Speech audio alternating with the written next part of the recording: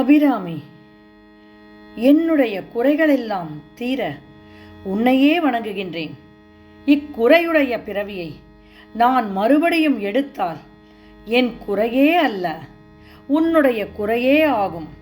அகன்ற வானத்தில் தோன்றும் அம்மின்னலையும் பழிக்குமாறுள்ள நுண்ணிய இடையை உடையவளே, எம்முடைய தந்தை சிவபெருமான் தன் குறை தீர தன் திருமுடி மேல் சாத்திய அழகிய பாத தாமரைகளை உடையவளே, என் குறை தீர நின்றேற்றுகின்றேன்.